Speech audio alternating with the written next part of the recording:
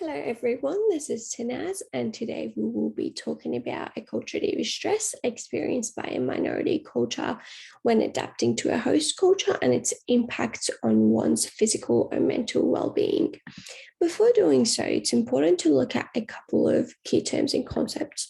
So according to Bernstein and others in 2017, acculturation refers to the changes that takes place in one's behavior, attitudes, and beliefs as a result of contact with other cultures. So there is a change.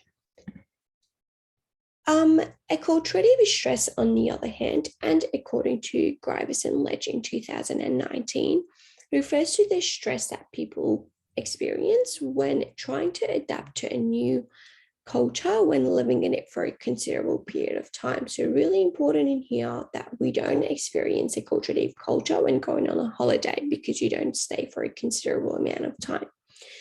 So these two people on the image on the left-hand side, obviously both of them are confused because these two people have been taught to greet other people differently, and when these two people from these two cultures come in contact, this might lead to a confusion. So eventually, as this happens over and over again, we might feel like this little girl on the right hand side who's really distressed and cannot comprehend what's going on in her outside world. Cultural contact is highly likely to bring about acculturative stress in a minority culture due to the changes in their beliefs, values, and identity when adapting to a host culture, which can ultimately affect the individual's physical and mental health negatively. So, in order to understand this better, we will be looking at three sources. The first source is a focus on an emerging Latino population, the role of psychological acculturation, acculturative stress, and coping on depression symptoms among Central Florida Puerto Ricans, which was conducted by Capillo, Delgado Romero, and Stewart in 2015. So these people aim to examine the relationship between acculturation, acculturative stress, coping, and psychological problems, and used 113 adults who self-identified as Puerto Ricans living in Central Florida. So the way this experiment was conducted was that participants were asked to complete 5 questionnaires available in both Spanish and English, and it was actually found that many of the participants completed these in Spanish rather than English. So later on, Capillo, Delgado, Romero, and Stewart found that individuals with a high level of depression were significantly more likely to endorse more acculturative stress. So acculturative stress was a source for depression symptoms. Increased amount of time on the mainland US was related to a higher degree of psychological attachment. So the more time, the less acculturative stress. And coping strategies have been found to be effective when reducing these acculturative stress experienced.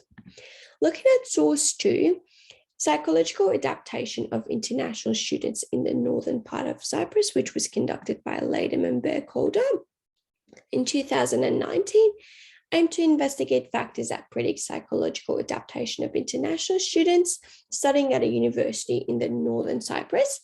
So which used 271 undergraduate students, which were from 25 different countries across the world and were studying at a university in Cyprus. So these participants were given some survey material and were asked to complete the survey and return it to the course teachers using a privacy envelope. So this research found that, international students in northern part of Cyprus experienced more negative emotional response than did domestic students. So those students from other parts of the world experienced a higher level of acculturative stress than the Turkish Cypriot students because Turkey and Cyprus share a lot of culture. This study also found being less satisfied financially, having unmet expectations of Northern Cyprus, and having less social support can predict higher levels of acculturative stress. Now, looking at the final source, intergenerational risk and resilience pathways from discrimination and acculturative stress to infant mental health, which was conducted by Lou, Sandman, Davis, and Glenn in 2022, and aimed to test associations between prenatally assessed maternal acculturative stress and discrimination on infant negative emotionality when the infant is 12 months old.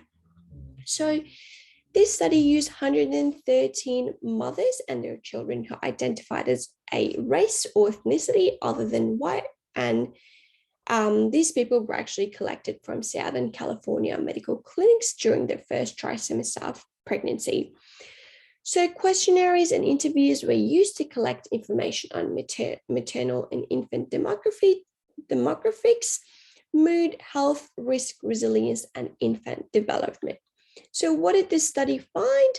The findings were maternal experiences of acculturative stress and everyday discrimination assessed prenatally predicted infants' greater negative emotionality at 12 months of age.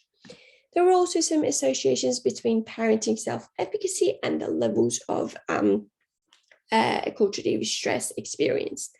So according to this graph here, those parents with high parenting self-efficacy indicated by the gray line, we can see that their babies experience the least amount of negative emotionality, whereas when looking at those parents with low parenting self-efficacy indicated by the dotted line, we can see that when exposed to high discrimination or acculturative stress, their babies ended up experiencing a high level of negative emotionality as well.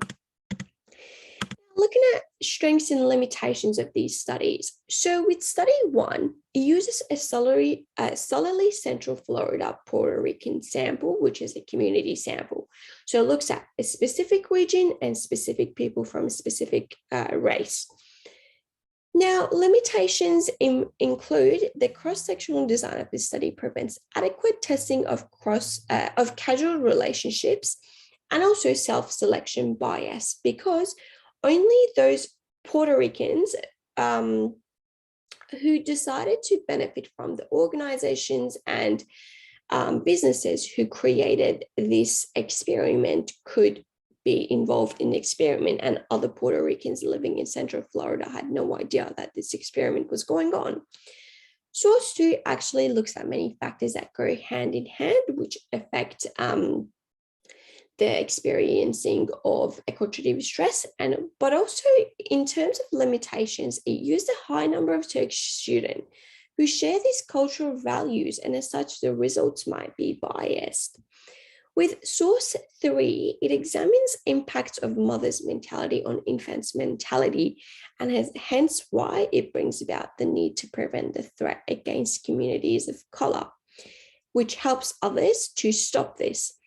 Now, with terms of limitations, racial, ethnical diversity in the sample might lead to bias and also results in maternal report, which also might be a source of bias.